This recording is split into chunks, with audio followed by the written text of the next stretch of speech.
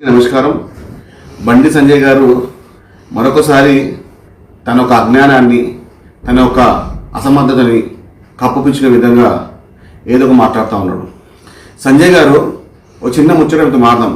ఒక 20 ఏళ్ల కిందట 2004 సంవత్సరంలో బండ దత్తాత్రేయ గారు ఉండే బీసీ రాష్ట్ర బీజేపీ అధ్యక్షుడుగా. అదే బండ దత్తాత్రేయ తీసేసి మళ్ళీ కిషన్ రెడ్డి చేస్తారు రాష్ట్ర అధ్యక్షుడుగా. అయిపోయింది. మళ్ళీ వస్తారు, మళ్ళీ డాక్టర్ లక్ష్మణ్ అవుతాడు అధ్యక్షుడు. లక్ష్మణ్ చేసి మళ్ళీ కిషన్ రెడ్డి అవుతాడు అధ్యక్షుడు. అయిపోయింది. మళ్ళీ వస్తాడు బండి సంజయ్ కుమార్, మీరు వచ్చారు కదా, మళ్ళీ మిమ్మల్ని చేసి మళ్ళీ కిషన్ రెడ్డి వస్తాడు.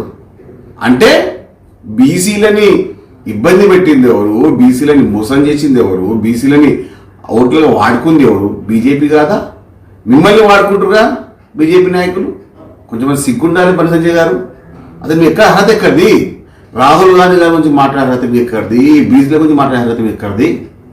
కేంద్ర మంత్రి అయిన తర్వాత బండి సంజయ్ గారు మిమ్మల్ని ఎన్నిసార్లు బీజేపీ ఆఫీస్కి పిలిపించారు?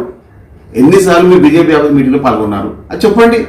BJP party already Bandi Sanjay గారిని మర్చిపోయారు. ఆ మర్చిపోయారని చెప్పి ఏదో ఒకటి మాట్లాడితే కానీ టీవీలో చూపించారు, పేపర్లో రాయాలని చెప్పి ఏది పడితే అది పిచ్చి పట్టినట్లు మతం ఎక్కినట్టు మాట్లాడుతున్నారు బండి సంజయ్ గారు. మీరు మర్చిపోతున్నారు, బీసీలని మోసం చేసింది బీజేపీ పార్టీయే. ముందు బీజేపీ పార్టీ అడగండి. రాహుల్ గాంధీ గారి గురించి మాట్లాడే అర్హత కానీ హక్కు కానీ లేని వ్యక్తి బండి సంజయ్ గారు.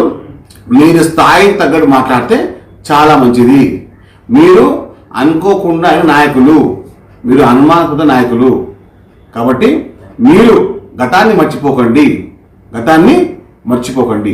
కాబట్టి బీజేపీ హటావ్, బీసీ బచావ్. ధన్యవాదాలు.